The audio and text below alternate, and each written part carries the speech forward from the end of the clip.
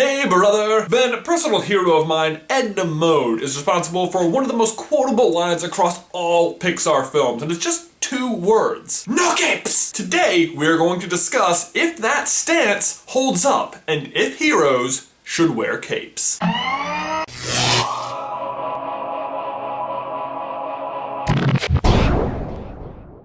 In case you need a refresher, at the beginning of The Incredibles, Mr. Incredible heads over to Edna Mode, designer of the super suits, to get a patch job on his costume, but she says he needs something bold and new, and he suggests a cape, to which she says, everybody say it with me now, no capes! She then proves her point by listing off a number of supers who have died over the years only because their costume incorporated a cape. Probably not a far stretch to say that as the designer of these costumes, Edna feels somewhat guilty and responsible for the death of these heroes. And indeed she may have a point. I mean, capes seem like they could only be more cumbersome in a fight. Easy to snag on or get pulled into something or trip over. I mean, if you're a flyer, wouldn't it just be creating more air resistance for you? I mean, how are these things helping, like, at all? On the other hand, you could argue that the entire movie hinges on this plot device. That at the end of the movie, Syndrome, because he has a cape, can effectively be killed by his own vanity rather than murdered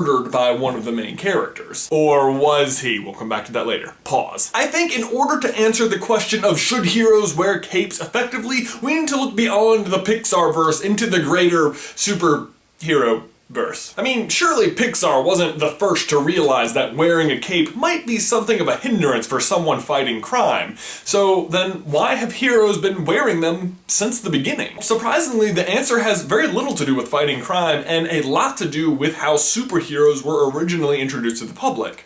Comic books. As I'm sure you're aware, comic books are mostly a visual storytelling medium, and when it comes to things like flying or fighting, no matter how many thwips, bangs, booms, and whooshes you put in there are only so many tricks to make it look like the characters are actually moving on page. Capes are one of those tricks. They allow characters to look bigger and grander than they actually are, and because they're a big and continuous piece of fabric, they allow the artist to show a flowing path of motion. This is how I imagine capes flow. Just check out this shot of Superman with his cape, and now without. See how much more is happening in the photo with just the addition of the cape? The wind is blowing, he's huge and intimidating, and now he's just a guy in spandex. So yeah, from the art perspective, capes actually make sense. They make the stories more compelling, which leads to more comic book sales, which probably helped lead to the massive level of popularity that superheroes hold today. But just because it looks good on paper doesn't mean it's actually useful in practice.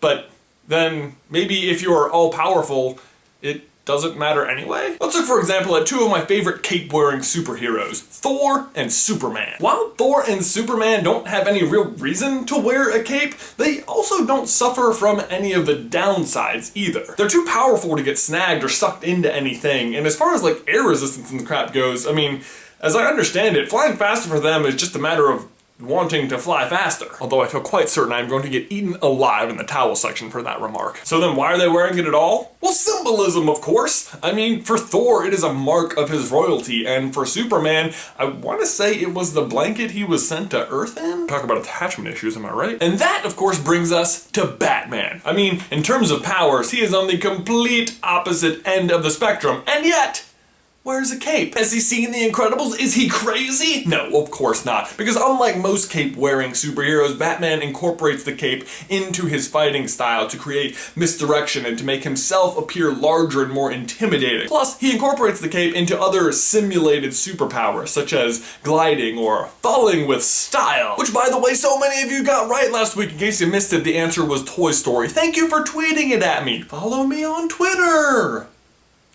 Seriously. So, Edna, apparently there are exceptions where it is okay to wear a cape. Although, to her credit, there are no comparable superheroes in the Incredible universe to Thor or Superman. And unlike Batman, all the heroes she's creating suits for actually do have powers, so... Actually, this brings up a good question.